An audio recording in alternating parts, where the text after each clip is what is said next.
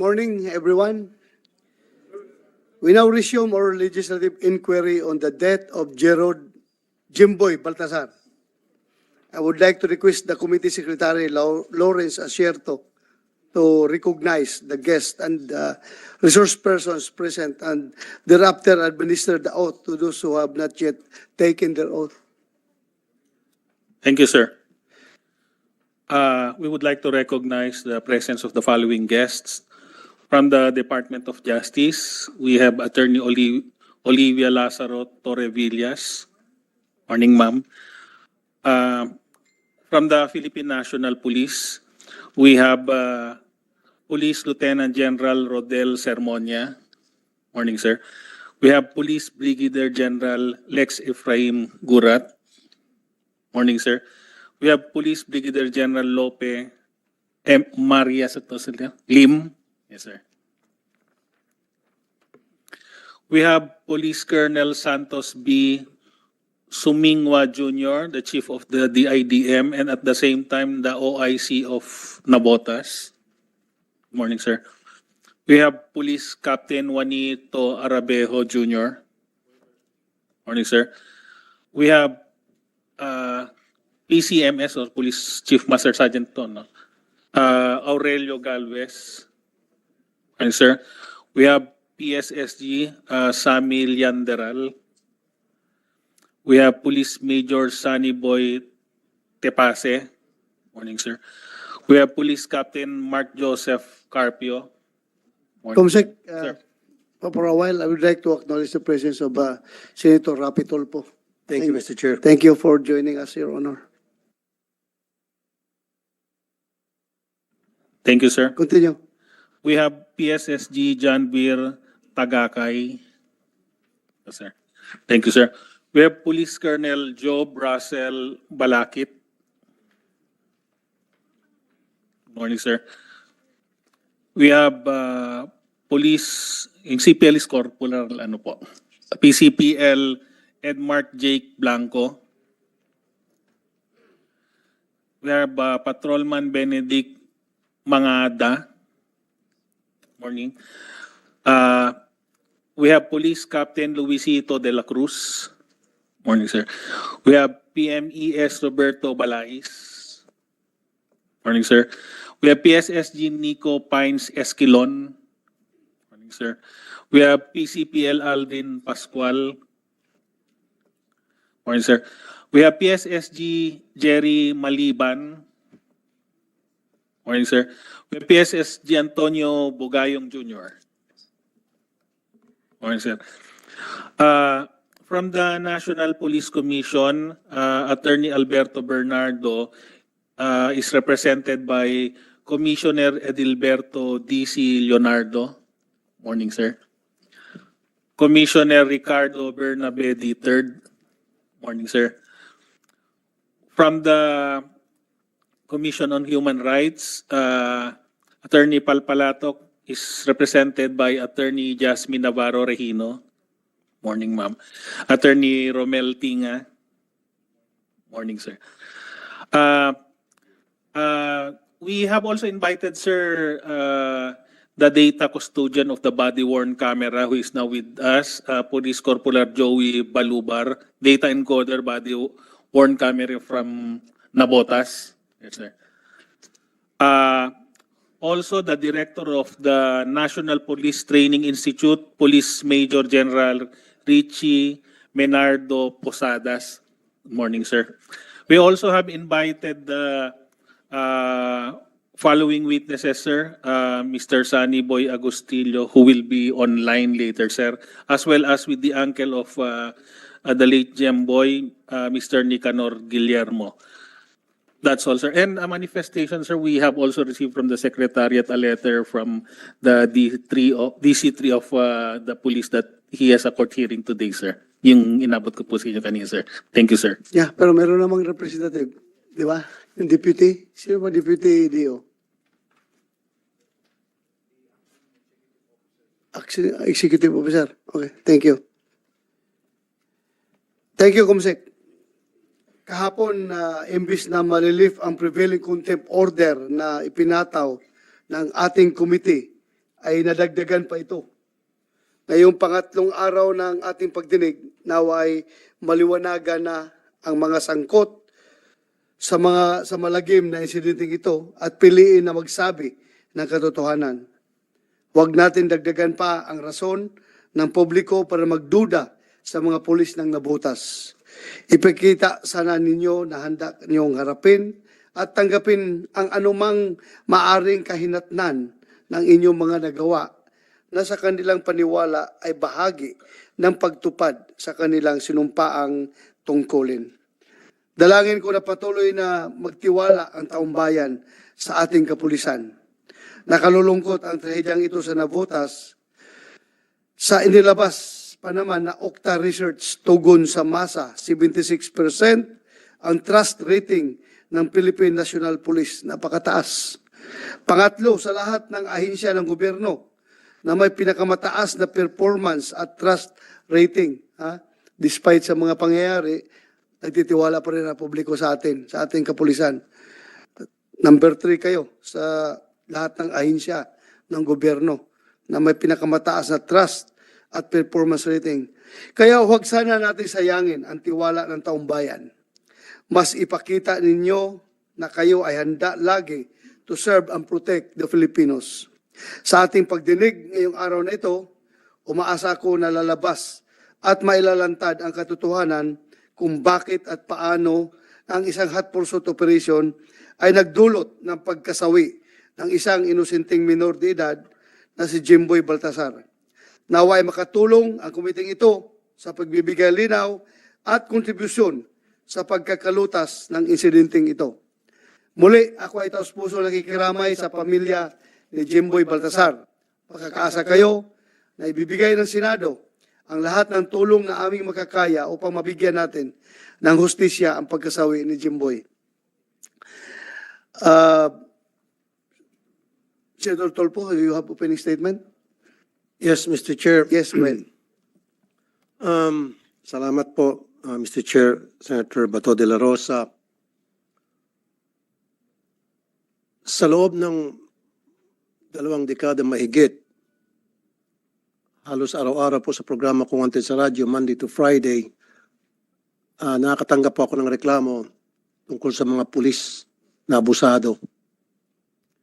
Let me remind you, lahat kayo mga pulis dito, kayo po sa ating lipunan ang may isa sa pinaka mahalaga at sensitibong responsibilidad na ginagampanan, to serve and protect.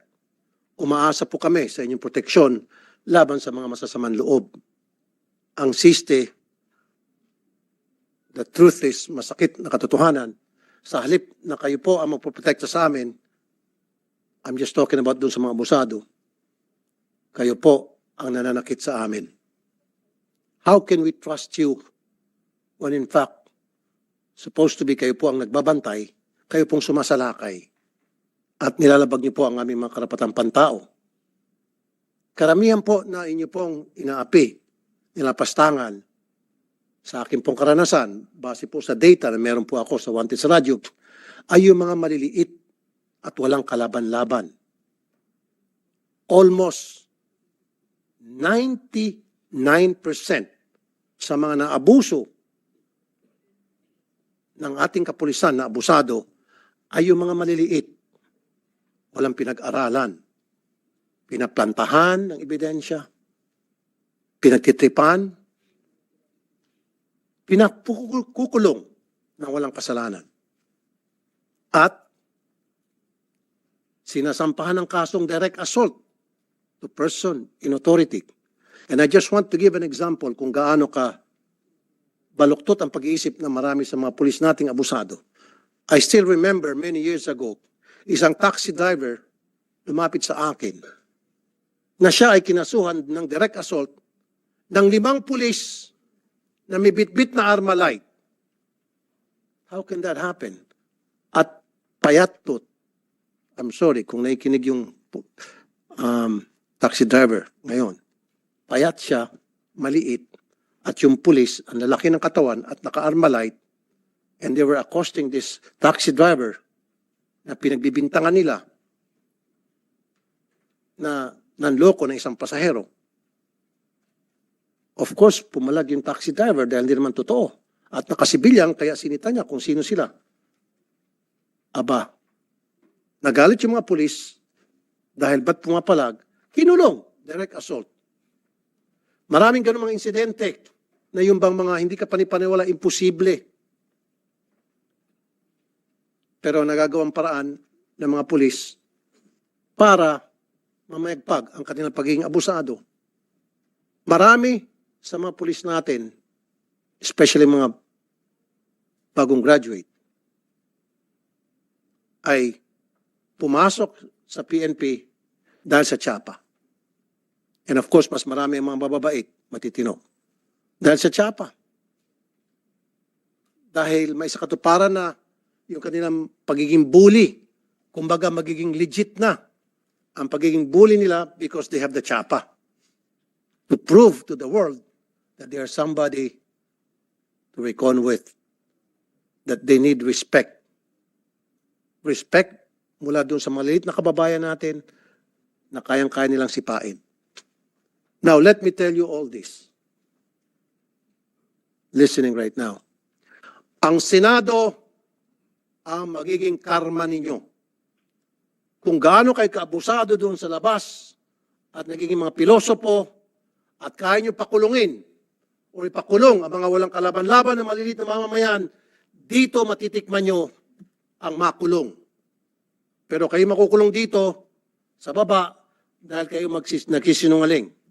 Hindi kami papayag ang Senado na gagawin nyo kaming katatawanan tulad ng ginawa nitong si Captain Juanito Arabejo na pinagmamasdan ko kahapon pa habang tayo ay nagipag-usap sa mga resource persons dito, lahat ng mga pulis ay nakayuko. Ngising aso itong si Arabejo. At nakuha pang magsinungaling at gagawin kaming parang tanga. Hindi niyo po kami pwedeng gawing tanga rito at hindi kami papayag, especially si Chairman Bato de la Rosa, Senator Bato de la Rosa, na dati niyong hepe sa PNP. At hindi siya papayag, and of course, hindi rin kami papayag. So yung mga ginagawa niyong kabalastugan sa labas at pang-api sa maliit nating kababayan, hindi na po obra rito. At hindi niyo po pwede kami paikutin dahil meron po kaming dating Chief PNP na si Senator Bato de la Rosa and andito po ako na alam ko po mga karakas ninyo just like the back of my hand.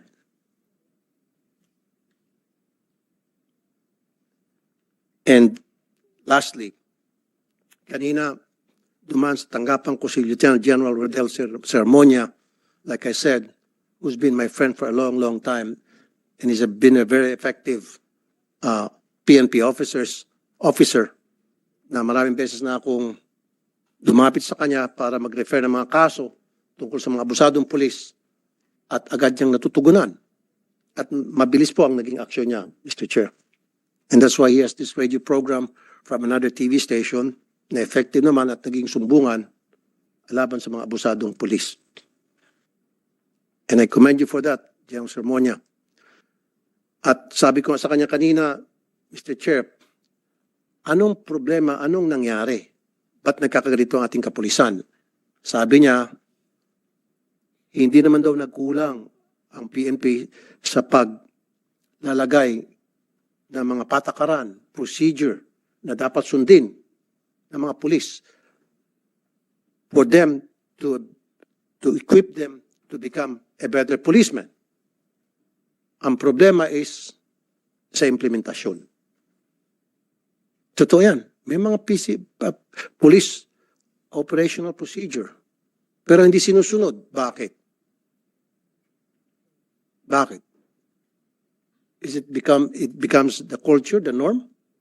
Or the leadership? Colonel Alan Umipig, sa totoo lang, hindi ako nagagalit sa iyo. In fact, deep in my heart, I sympathize with you. Dahil hindi ka abusadong pulis. Ang kasalanan mo lang dito ay hindi ka naging matigas. Medyo naging malambot ka at Mabait ka. Hindi ka abusado. You did your best. Sabi pa nga ng isang kanta, but your best wasn't good enough.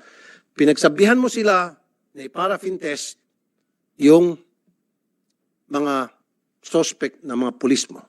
Pero hindi ka sinunod. Bakit? Kasi nakita nila na malambot ka. Bakit? Kasi hindi ka makulit.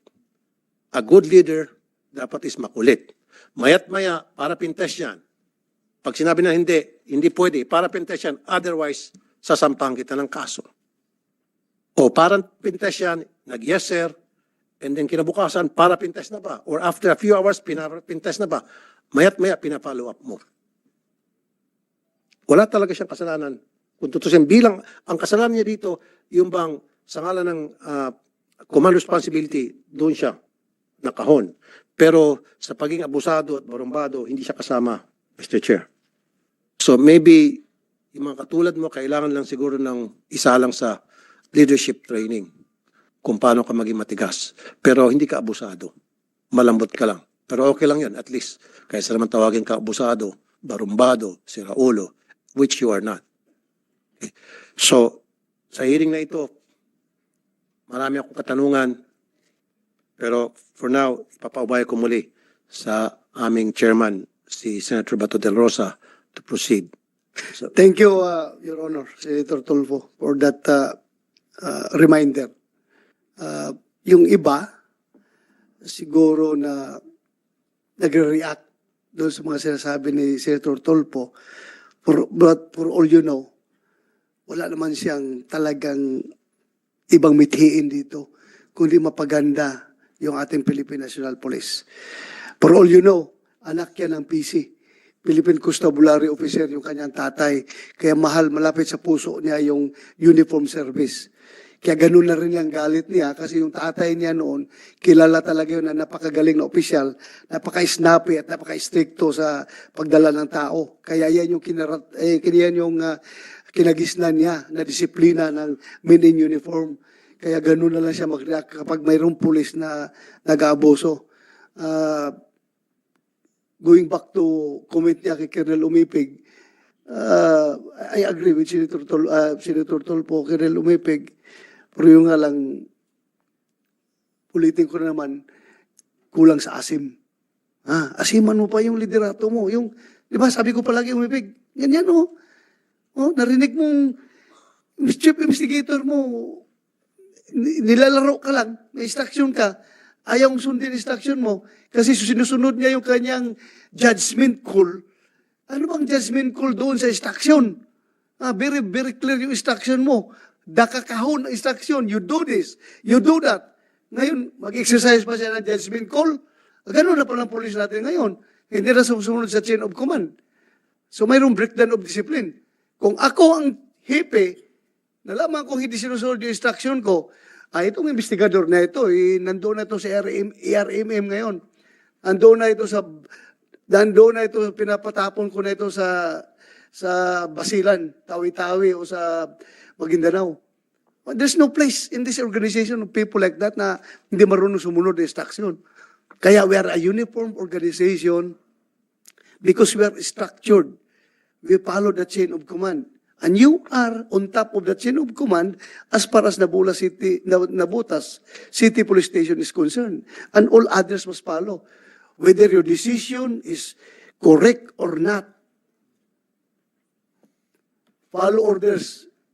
Ask questions later. Rabio? Baka nakalimutan mo, naka-uniforme ka, hindi porke investigador ka, hindi porke chief investigator ka na istasyon. Minamaliit mo lang yung hipe mo na hindi ka sumusunod porque ikaw ang may hawak ng investigasyon. Maramdaman mo rin yan kapag ikaw naging hipe at hindi ka sinusunod ng chief investigator mo sa sinabihan ka, binigyan ka ng instruction, magagalit ka rin. Tandaan nyo yan. Darating rin kayo sa punto na yan. Yung frustration na maramdaman nyo, ganun din ang maramdaman nyo. Kaya, andito na yung hinahanap ko, si Major General Richie Medardo Posadas, the Director of National Police Training Institute. Bigyan kita, alam mo naman yung history niyan, di ba? NPTI before was under PPEC, Philippine Public Safety College. Nung ako'y nag-PNP, matagal ko na nakikita noon pa, maaga pa tayo serbisyo nakikita ko, hindi gaanong madiin yung training na binibigay ng PPEC sa basic recruit course natin. May nakikita kong mga recruit na natutulog lang sa ilalim ng puno ng kahoy. Pagkatapos magpito na whistle, formation. Kain na, lunch na. Pagkatapos ng lunch, balik na naman sa ilalim ng under the mango tree, magpapahinga, tutulog. Kaya nakikita ko kailangan talagang diinan ang training ng basic. Kaya, tinanong ko ang PPEC, bakit ganun? Sabi nila, sir, kulang kami sa isang klase ng training, isang training class ng PSBRC, isang class ay, halimbawa, 300 sila. Ang nagbabantay sa kanila, isa o dalawang PNCO lang ang nagbabantay, yung mga tactical PNCO. So how can you train effectively kung ganun ang ratio? 1:300. Tanong ko, bakit short kayo ng tao? Sir, wala kaming organic, hindi kami nakapag-recruit ng tao. Nagdedepende lang kami kung ilan yung ipapahiram ng PNP sa amin. Naglulun lang kami ng tao ng PNP para mag-train sa tao ng PNP. So sabi ko, there is a disconnect. Yung tao ng PNP, tinitrain ng ibang entity na hindi naman sila PNP. Dapat kung sinong nangangailangan, sila magpo-produce ng tao na gagamitin nila. Kasi alam nila kung anong kailangan nila sa field. Di ba? Anong alam nitong PPEC? Kung mga civilian na instructors yan, paano nila i-train yung tao nila na maging pulis? So, kailangan nila ng pulis. Wala man silang pulis. Manghiram sa PNP. Ang PNP naman, sabihin ng PNP, bakit kami pahiram sa inyo na outside PNP organization man kayo? Kailangan namin tao sa field. Kailangan namin tao i-deploy. Kaya, last priority kayo bigyan. Kaya, it came to a point na when I was the chief PNP, I fought for the bringing back of PNPA and PNTI back to the fold of the PNP para sila mag-control. And true enough, tinulungan tayo ng mga senador, Senator Lacson, lahat ng senador dito nung ako yung chief PNP, binilisan nila yung pag-amid ng batas. So, nabalik ngayon sa atin, sa PNP, yung PNP at PNTI. Ngayon ang naibalik, I was expecting na high caliber na yung mga magiging produkto natin dahil andyan na kayo eh. Yung mga magagaling na mga PNPA graduates, ayaw magpa-assign sa PNPA dahil mabitin sila sa, ayaw magpa-assign sa PNTI or sa PNP dahil mabitin sila sa pagpupwisto dahil outside the organization eh. Ngayon na nasa loob na ng PNP ang PNP at PNTI, sigurado ako marami na tayong makuha dyan magagaling na opisyal, mga graduate ng PNP na matitino, na magaling magturo, makukuha na natin. So ngayon, I was wondering, bakit may ganito pa rin tayong mga pulis na ang bilis bumunot ng baril, ang bilis pumutok ng baril. Tila yata yung police operational procedure natin ay hindi na ituro ng husto doon sa ating training sa PNTI. Now, tanungin kita, ilang oras ba dedicated mo para dito sa police operational procedure, particularly on the force continuum, yung use of force policy, ilang oras ba bago sila makagraduate? Pero ilang months ba ang PSBRC? Ilang months? Good morning, Mr. Chair, Your Honor, sir. May I request that may oath be taken, sir. Yes, Take out ka muna. Pasensya na. Lahat ng wala, hindi pa naka-out na baguhan ngayon, mag-please, Yes, sabay na kayo, tumayo. May we request all the guests, including those who are seated at the back, to please stand up and raise your hand and take oath para ma-facilitate na lang po yung procedure. Please raise your hand, right hand. Do you promise to tell the truth, the whole truth, and nothing but the truth in this hearing and investigation? Thank you very much. Please take your seats. Ilang months ba ang PSBRC training? Yes, sir. Good morning, Mr. Chair, Your Honor, sir. For the Public Safety Basic Recruit Course, we are allocating 6 months or 960 hours for the basic recruit course, sir.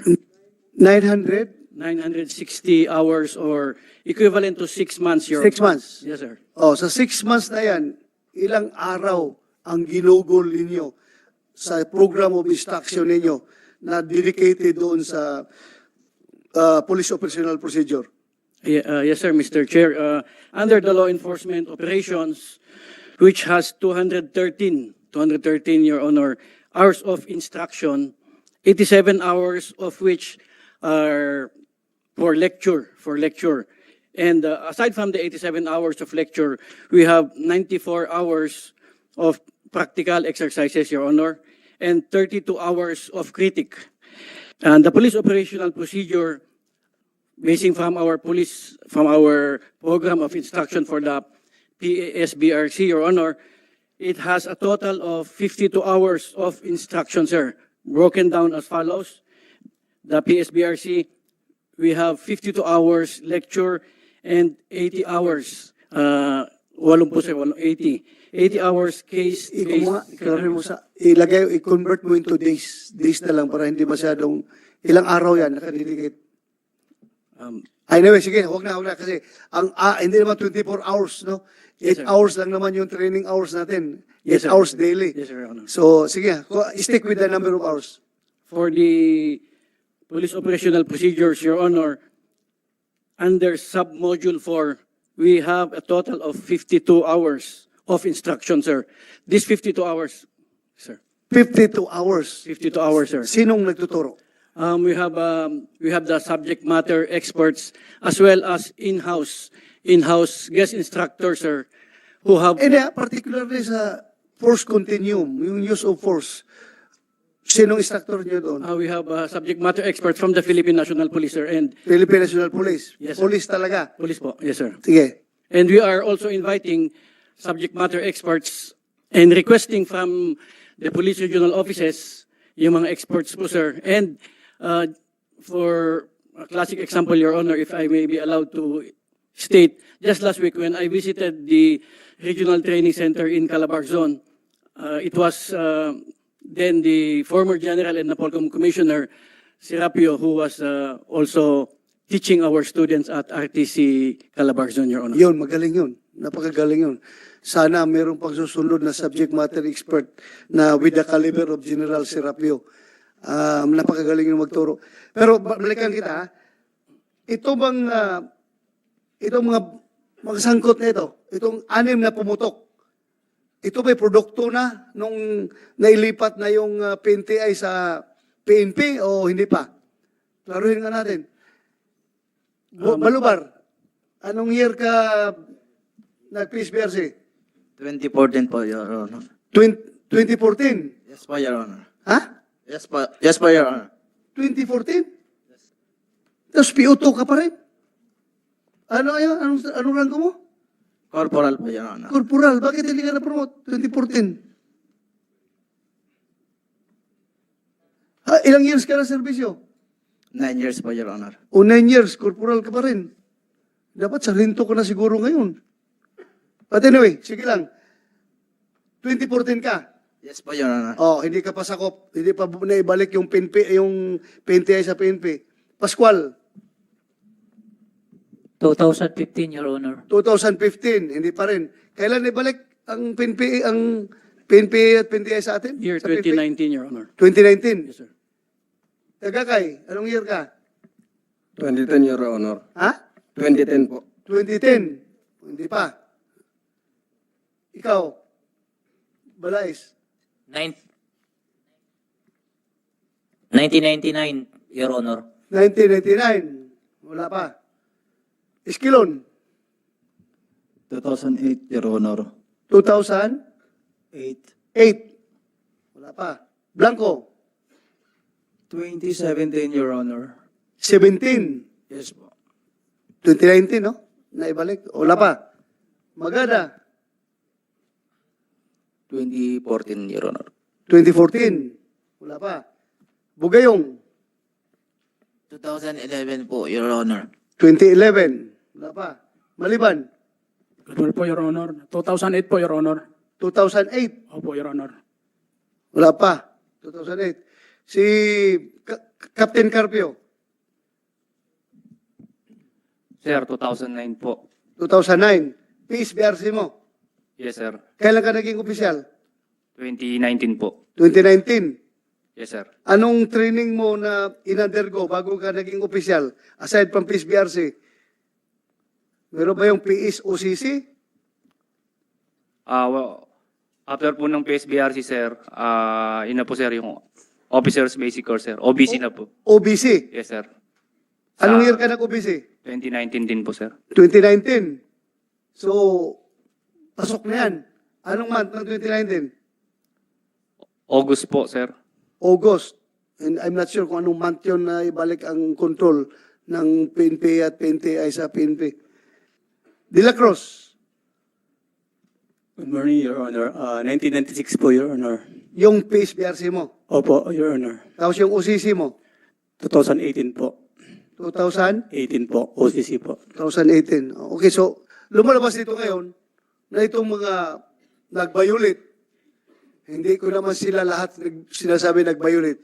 Yung mga nagpaputok, yung gumamit ng baril, yung gumamit ng baril doon sa, in this particular case, na kinamatay ni Jimboy, ay hindi pa produkto nung naibalik ang PNP at PNTI sa PNP. So, medyo hindi pa kita mabiblame dito ngayon. But ako, gusto ko talagang emphasize sa'yo na kung tingin mo, kulang yung oras na yan, dagdagan mo pa, itutok mo dyan. At saka, bigyan mo ng focus. Bigyan nyo ng focus. Ikaw man talaga ang director niyan. So you have to revise the POI, dagdagan mo ng oras at yung tutok na talagang use of force sa continuum ay masusunod properly. Mr. Chair, Yes, go ahead, Senator Tulfo. tatanungin ko lang si General Posadas. General, halimbawa, nag-undergo ng training yan sa PPSC, yung mga recruit, dumaan sila sa malalimang training, extensive, if you will. Pero, meron pa rin paglabas, naging abusado. What went wrong? Ano po sa palagay ninyo? Bakit? Sa kabila ng hindi naman kayo nagkulang, halimbawa sa training, from screening, training, seminar, etc. And yet, paglabas, loko-loko pa rin yung pulis. Sino dapat ang sisihin po dito? Thank you, Mr. Chair. I couldn't agree more with Senator Tulfo, sir. Especially when we have ito po yung mga civilian that became, they were metamorphosized from civilian to a police, sir. And at the National Police Training Institute, Your Honor, sir, we are not only training and educating itong mga civilian pa para maging police. We also conducted, sir. Sandali, General Posadas, I would like to acknowledge the presence of Senator Rizal Tiberos. Thank you for coming over. Thank you. Please continue. Thank you, Mr. Chair, Your Honor. I have also an office division here at the National Police Training Institute, which I research and program development division, as well as I have also a division, career courses management division, sir. We conducted a research, Your Honor, and we titled it Navigating Police Misbehavior, Understanding Factors Beyond Training. And it came to us, we had a research in coordination with other. Ano po naging result ng research po? May mga lumalabas pong factors, Your Honor, like ano po yun sa background investigation, ano po ba yung buhay niya before he entered the Philippine National Police by way of the Regional Training Center or the Public Safety. So in that case, may problema tayo sa screening that- or investigation. Your Honor, that is one of the factors Okay. that came So out from our palakasin natin. study. Dito nakikita natin pagkukulang. Sorry, every now and then I will interrupt you. So Yes, sir. dito nakikita natin na mahina yung screening process ninyo, mahina yung ginagawa yung background investigation. As a matter of fact, sa US halimbawa, tulad ng bago kang pumasok maging pulis sa San Francisco PD, nilalay detector test ka pa, malaliman na background investigation. Now in this case, hindi ata nagagawa rito. So nag-back down doon sa screening. Base po sa research na ginawa nyo, right? Continue po, sir. Although, sir, I cannot categorically state na doon sa background investigation because from as a Director of National Police Training Institute, we are just recipients. Kung ano po yung, we always assume na lahat ng mga civilians who wants to be members of the Philippine National Police, when they are turned over to our... Okay. Yun doon nagkakaproblema, General Posadas, sir, is you assume. Doon yung may kasabihan nga sa kalye, inakala, marami namamatay sa akala, maling akala. So, do not assume, once na pinoward sa iyong isang recruit, marami dapat prosesong dinadaanan para ma-screen, masara, kung talagang karapat-dapat siya maging pulis. Nandiyan na po yung background investigation, neuropsychiatric exam, nandiyan na po yung ilalay detector test siya para malaman kung ano talaga ang kanyang pagkatao, kung ano talaga motibo niya, bakit niya gusto maging pulis. Lalabas din po doon kung tutuusin. So doon po sa departamentong yan, nagkulang po ata kayo. Base po sa inyong research. So Yes, sir, siguro po palakasin niyo yan. Yung sa screening, hindi po lahat ng papasok sa inyo at gusto maging pulis, base sa kanyang sumiti, agad-agad pinapaniwalaan nyo. Doon pala sana po, sir, sa recruitment, sa screening, paigtingin niyo po na mabuti para masara po yung mga hindi karapat-dapat. Pangalawa, sir, ano po yung ulit? Base sa inyong research, ano pa yung pagkukulang? If I may be allowed, Your Honor, sirs, I mentioned that we just received yung mga magpapasok po sa NPTI, mga police, sir, para maging police. Yes, sir. Sir, with us is the Director of the Recruitment Service, Police Colonel Nora Camarao, to explain the details to the body, the recruitment process or the different stages. But I do agree that kulang namin dito ay yung lie detector test. Tama po yun. That will be considered also to be part of the process that we are going to do in the future. Pwede po natin pagsalitain si Colonel Camarao, sir. Anong position mo, Nora, ngayon? Your Honor, I'm the Director of the PNP Recruitment and Selection Service. Director of the PNP Recruitment. And Selection Service. So, under the supervision kayo ng DPRM. DPRM, Your Honor. So, considered kayo ngayon as separate unit na? Yes, sir. NSU? NSU. NASO? NASO. NASO ka na. So, lahat ng recruitment dadaan sa'yo? Yes, Your Honor. Hindi na regionalize ang recruitment? Regionalized, but we have the RRSU, the Regional Recruitment and Selection Unit. Under But- sa'yo? Under sa akin, sir, Your Honor. Hindi siya under sa RD? Hindi po siya under ng RD. Independent Iba na? po siya. Yes, Your Honor. So, that is quite an improvement. Yes, Your Honor. That's quite an improvement. Ha? The PRSS, Your Honor, was only activated in May 2020, May 2022. during pandemic. What led you to do that? What led to that creation of your unit? Your Honor, because of the DPRM, the intention, Your Honor, is to get rid of the palakasan. Get rid of those corruption in recruitment. Very good. Very good. Kasi yung local na RD doon, mapipressure ito pagtawagan ni Mayor o ni Gobernador. Bata ko ito. Itanggapin na ninyo. So ikaw na taga-Krame, wala kang pressure na matanggap dahil hindi ka naman inappoint ni Gobernador, di ba? Hindi ka naman inappoint ni Mayor. So, wala pong nagte-text sa akin, Your Honor. O wala nagtitext. Adi, I'm talking about the regional chief mo. Yes, Your Ang regional chief mo is Monitored ko po, Your monitored Honor. mo. Yes, Your Ay, maganda. I'm not informed of that development.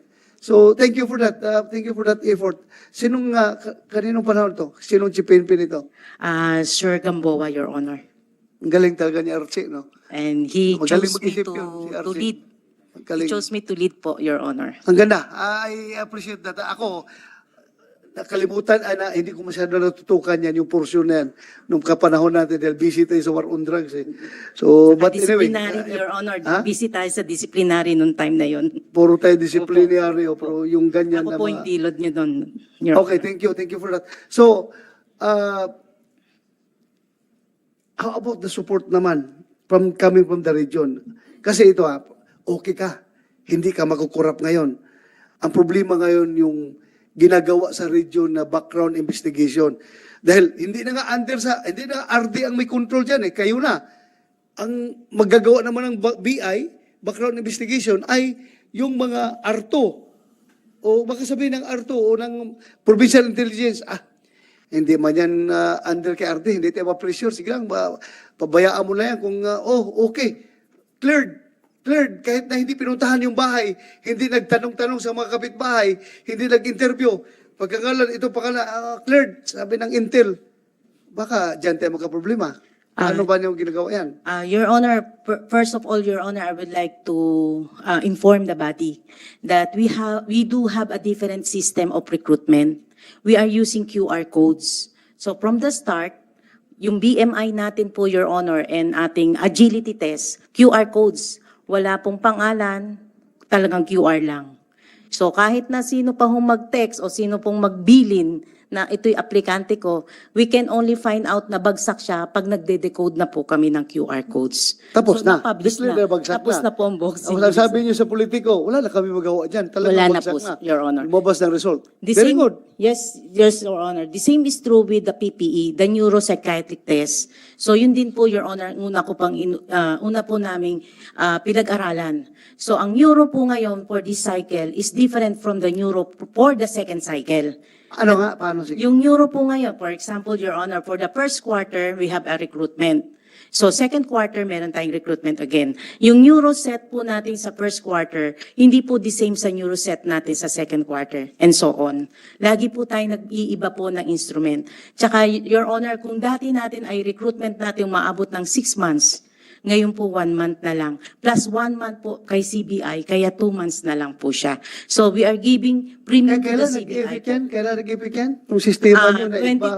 2021, Your Honor, the QR coding. So ito, hindi pa ito sa produkto ng Hindi sistema pa na po, yan. Your Honor. Ang mga babies ko ay mga 2021. So yung programa pa, na Your yan, ang magiging produkto niyan, mga after 5 years from now, malaman natin kung maganda ba yung ginagawa niyo. Yes, Your Malaman natin Honor. yan ngayon. For now, So it Your- addresses the concern of Senator Tulfo Yes, Your Honor. na mag-take ako ng euro ngayon, bagsak ako. Mhm. Wala man tayong policy na bawal siya mag-retake dahil kinukonsider na rin for human consideration na baka may problema lang yun sa anong panahon na yun kaya hindi siya Your Honor. pumasa, pina-retake. Pag-retake, pumasa na. So, Your Honor, may limit na rin po ang pag-take Ilan? ng euro. From the NAPOLCOM policy po natin, hanggang 3 na lang po. 3. Opo. So if you fail the neuro 3 times, barred ka na po mag-apply ng PNP. Pero yung 3 times na tinitake niya, iba-ibang set yun. Iba-ibang ng set questionnaire. po yun, Your Honor. Kasi because yun nga po yung pinag-aralan namin noon, nung Very good. ma-create ng office. Continue. Opo. And then, plus the CBI po, Your Honor, hindi lang po tayo limited kay R2. IG has been utilized, tsaka yung AFP Intel units, nasa policy din po ng NAPOLCOM na pwede pong mag-matap for the CBI. But remember, Ay, sorry po. but remember, IG has very limited human resources. Yes, Your Honor. Ilan lang yan, nakatutok pa yan sa Sa counter-terrorism yung mga tao niyan, tapos mag-BBI pa. Bakit hindi nyo ginamit ang ARTO at saka yung Provincial Intel? Your Honor, R2 and our Regional Intelligence Division and the Provincial Intelligence Division has been used para po sa ating CBI, sa complete background investigation. Ano nyo didistribute doon sa IG? IG, ginagamit rin ninyo? O, Pati intelligence groups, kung may holdings po sila, yun po yung ginagawa ngayon ng Directorate for Intelligence, Your Honor. Mr. Chair, okay. Yes, go ahead, Senator. doon sa sinabi niya na bumagsak sa unang neuropsychiatric exam. So, allowed siya mag-retake for the second time. Yes, Your Honor. Different sets of questions yun. Yes, Your Honor. So, yung mga questions ba doon, different nga, pero inangguluhan lang, pero halos kapareho lang doon sa unang test na kung saan siya bumagsak.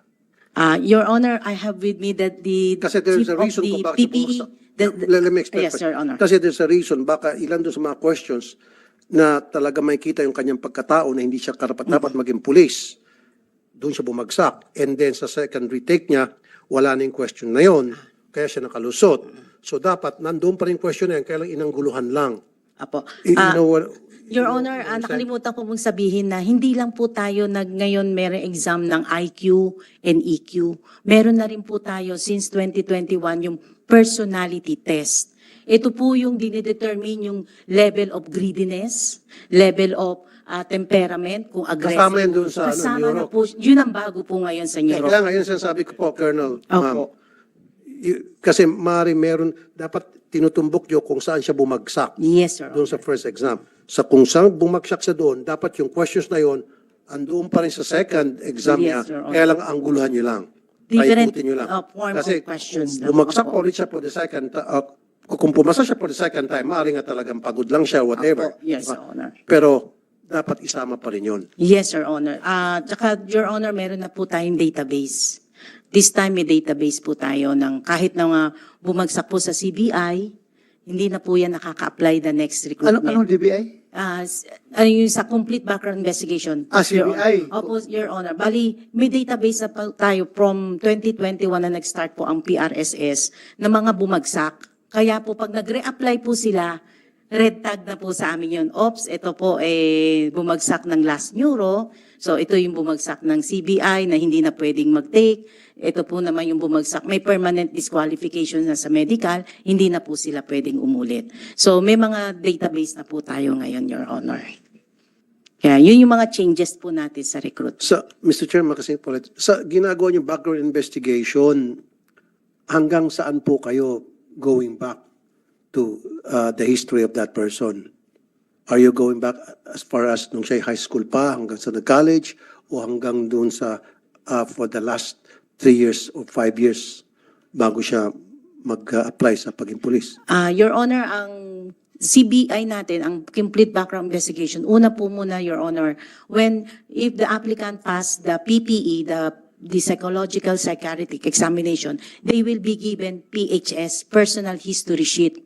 Nandun na po, Your Honor, yung mga background niya, pangalan niya, saan siya nag-elementary, saan siya nag-high school, saan siya nag-college, at sino yung mga kapatid niya, saan nakatira, at sino po yung mga other, relatives niya na nasa government. So lahat po yun, Your Honor, nakalista. Kasama rin po yung mga barkada niya?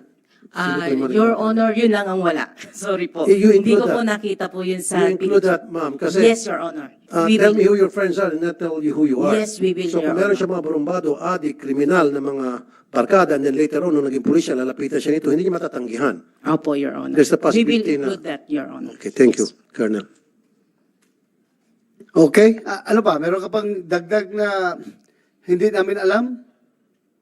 Meron ka pang idagdag na in-institute nyo ng mga policies sa recruitment na hindi pa alam ng committee na ito?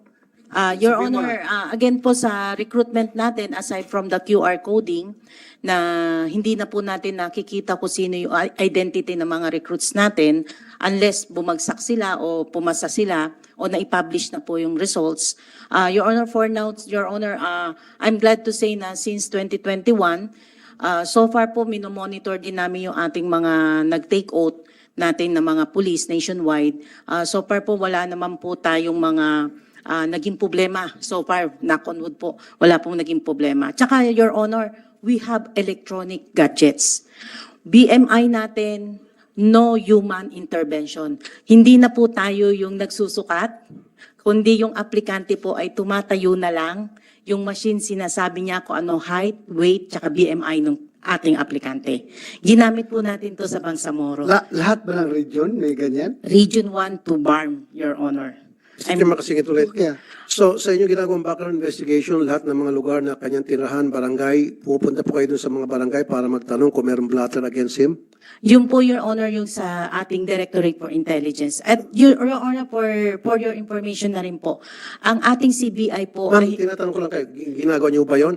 Kasi halimbawa, 10 barangay na naglipat-lipat siya for the past, sabihin natin, 10 years sa 10 barangay. Dapat yung bawat barangay na tinahan niya, tingnan kung may blatter against him. Kasi kung police, clearance lang asahan natin, NBI clearance, paano kung hindi siya nasampahan ng kaso, pero barumbado sa isang barangay at maraming blatter against him, hindi mag-reflect yun sa police clearance sa NBI clearance. So dapat each and every barangay na tinirahan niya, dapat tingnan yung blatter doon.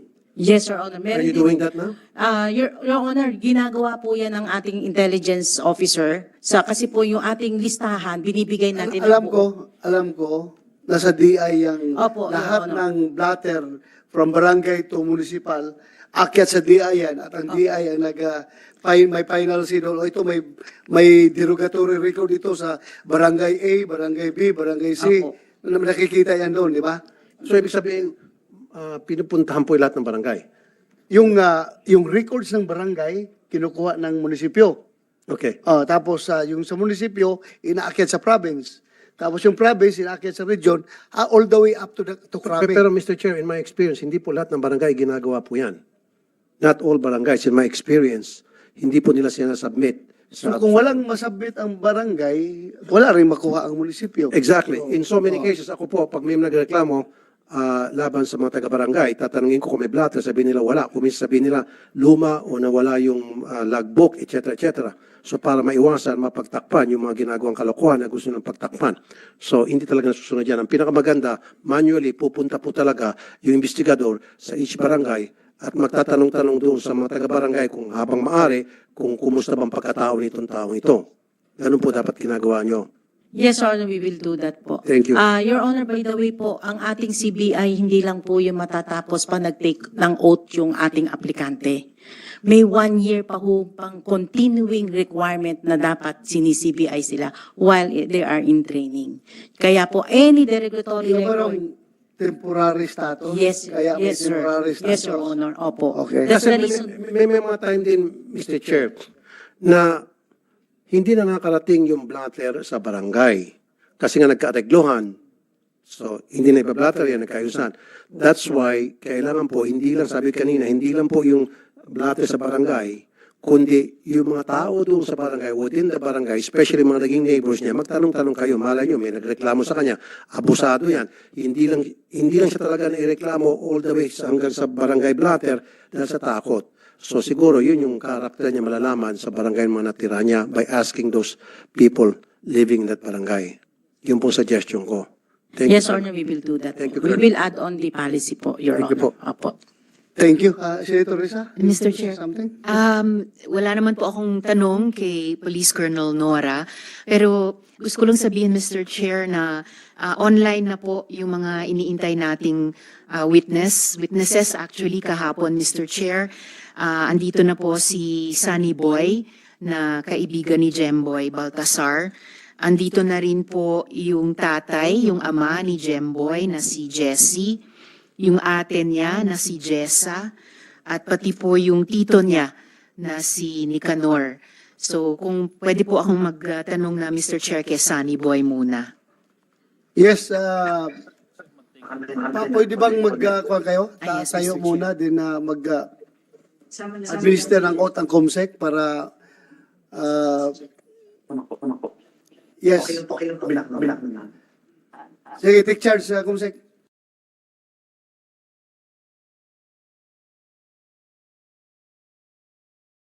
Kanang kamay, mga kanang kamay. Lahat po tayo na magsasalita po. Kayo po ba ay magsasabi ng katotohanan, ng buong katotohanan at pawang katotohanan sa pagsisiyasat na ito? Okay, salamat po. Pwede na pong umupo. Senator Risa, if I may, Yes, no? Mr. Chair. If I may, pwede lang pagsalitain muna natin si Sunny Boy, then afterwards ka mag-ask ng questions. Papakinggan muna natin, huwag muna natin siya tanungin. Magsalita muna siya as far as his knowledge is concerned. Papakinggan lang muna natin. Sunny Boy, huwag kang matakot hindi ka, walang mananakit sa iyo, kaya relax ka lang relax ka lang. At andito yung bagong hippie ng Nabutas, andito yung director ng district director ng Northern Police District, andito yung number 2 ng PNP, at nagbibigay sila ng assurance na isi-secure kayo at huwag ka mag-alala.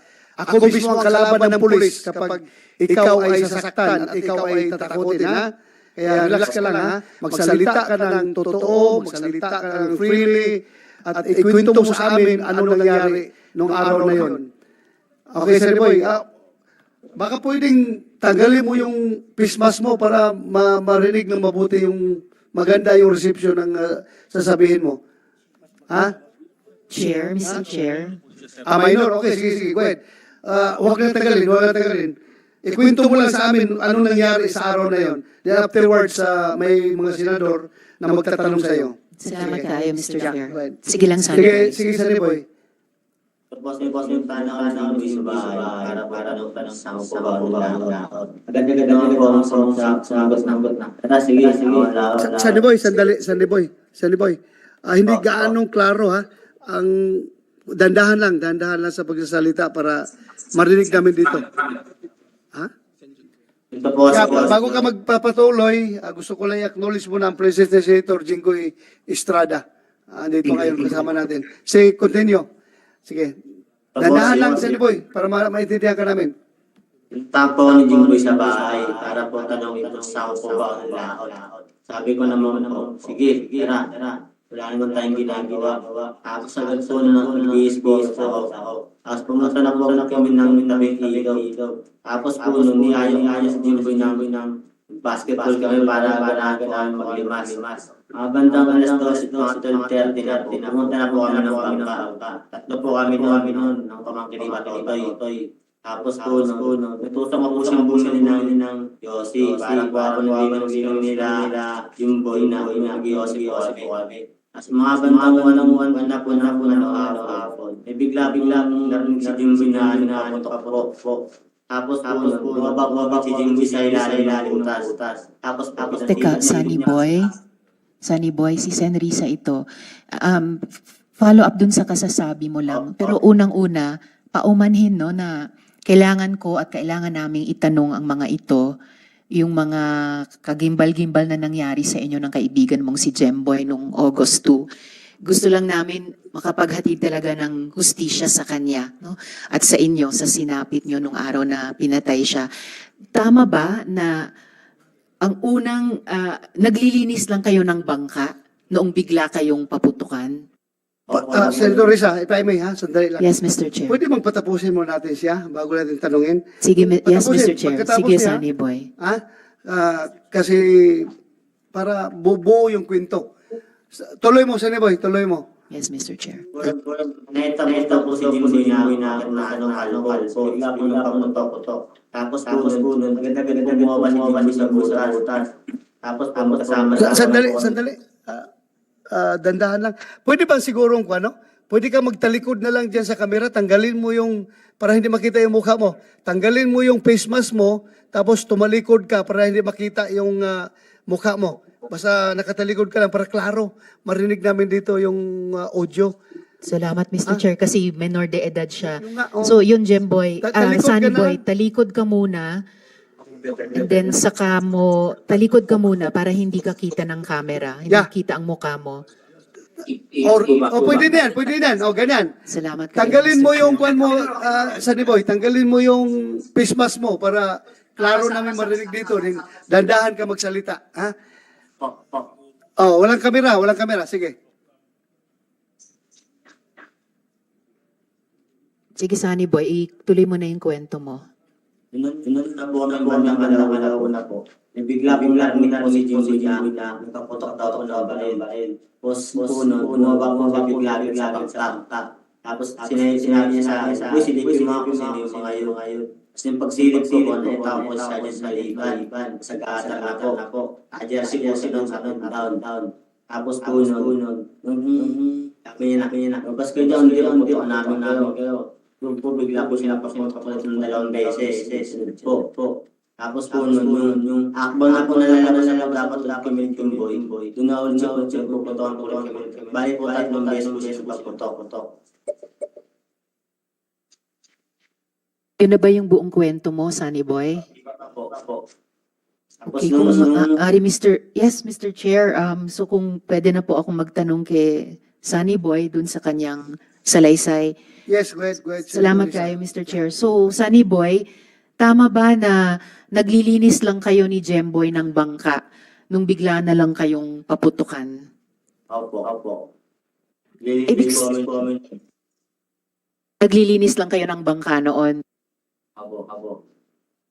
So, wala pong komunikasyon muna sa inyo, yung mga pulis na nagbaril sa inyo, una nyo nang narinig ay hindi yung komunikasyon nila, kundi una nyo nang narinig ay yung pagputok ng kanilang mga baril?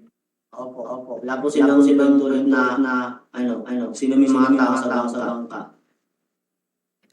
At this point, Mr. Chair, ipakita lang po namin yung ilang videos na nakuha nung insidenteng iyon para bigyan lang ng larawan itong mga unang sinabi ni Sunny Boy sa atin.